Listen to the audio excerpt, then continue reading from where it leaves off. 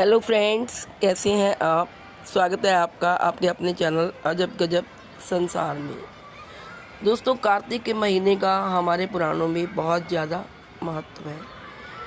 कार्तिक का महीना त्योहारों की दृष्टि से और धार्मिक दृष्टि से बहुत महत्वपूर्ण है। कार्तिक के महीने में बहुत सारे पर्व तो आते ही हैं, लेकिन इसके बाद कार्तिक शुक्ल पक्षी एकादशी आती है, जिसे देवउठनी एकादशी कहा जाता है। देवउठनी एकादशी के से ही हिंदू सनातन धर्म में सभी शुभ कार्य शुरू हो जाते हैं, जैसे कि विवाह, मुंडन, उपनयन संस्कार आदि। प्रबोधनी एकादशी को देवोत्थान एकादशी या देवथान के रूप में भी जाना जाता है। यह चतुर्मास की 4 महीने की अवधि के अंत का प्रतीक है। कहा जाता है कि इस 4 महीने में भगवान विष्णु निद्रा में होते हैं।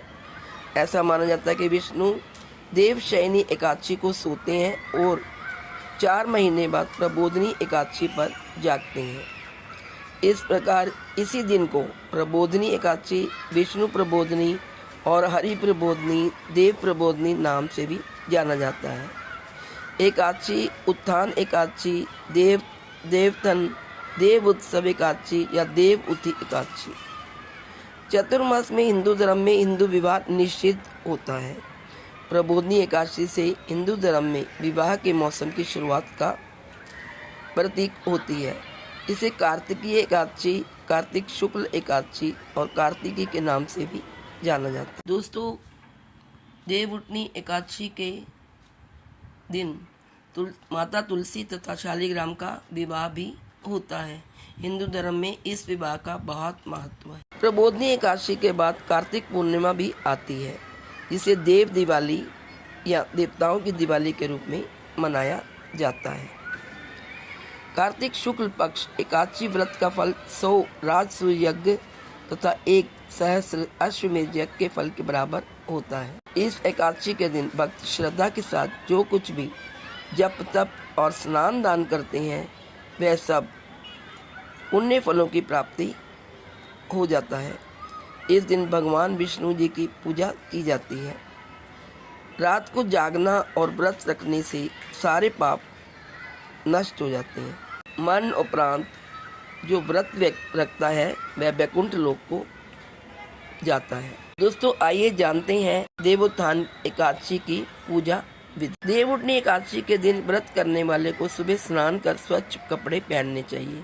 पूजा स्थल को साफ करना चाहिए और पूजा स्थल पर अथवा आंगन में चौक बनाकर भगवान श्री विष्णु के चरणों को कलात्मक रूप से अंकित करना चाहिए।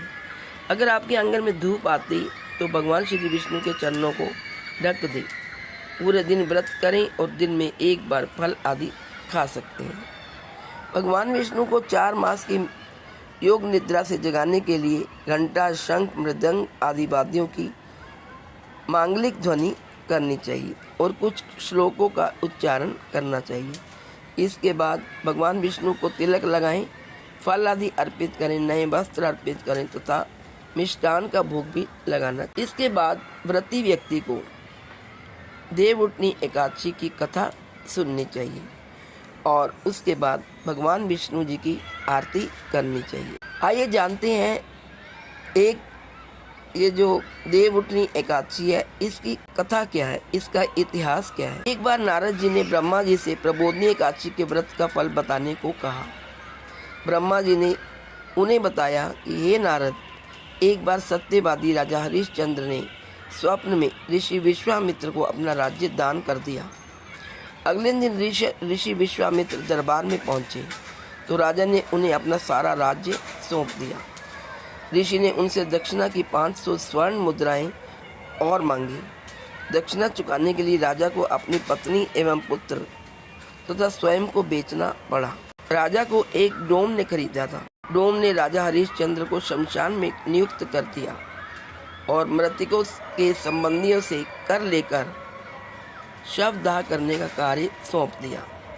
उनको जब ये कार्य करते हुए कई वर्ष बीत गए तो एक दिन अकस्मात उनकी गौतम ऋषि से भेंट हो गई। राजा ने उनसे अपने ऊपर बीती सब बातें बताई तो मुनि ने उन्हें इसी प्रबोधनी एकादशी का व्रत करने की सलाह दी। राजा ने यह व्रत करना प्रारंभ कर दिया। इसी बीच उनके पुत्र रोहिताश का सर्प के डसने से स्वर्गवास हो गया। जब उसकी माता अपने पुत्र को अंतिम संस्कार हेतु शमशान पर लाई तो राजा हरिश्चंद्र ने उससे शमशान का कर मांगा, परंतु उसके पास शमशान का कर चुकाने के लिए कुछ भी नहीं था। उसने अपनी चुनरी का आधा भाग देकर शमशान का कर चुकाया। तत्काल आकाश में बिजली चमकी और प्रभु प्रकट होकर बोले, महाराज, तुमने सत्य को जीवन में धारण करके उच्चतम आदर्श प्रस्तुत किया है। तुम्हारी कर्तव्य निष्ठा धन्य है। तुम इतिहास में सत्यवादी राजा हरिश्चंद्र के नाम से अमर रहोगे। और भगवत कृपा से राजा हरिश्चंद्र का पुत्र उसी समय जीवित हो गया। तीनों प्राणी चिरकाल तक सुख भोगकर अंत में स्वर्ग को चले गए। तो दोस्तों, देवउठनी एकादशी का व्रत करके इस कथा को जरूर सुने और उस दिन गरीबों को दान दें और बड़ों का आदर करें और स्वच्छ कपड़े पहनकर भगवान विष्णु जी की पूजा करें। तो दोस्तों, मेरी तरफ से आप सबको देवउठनी एकादशी की हार्दिक शुभकामनाएं। जय श्री विष्णु, जय Shri Hari. Please like, share and subscribe.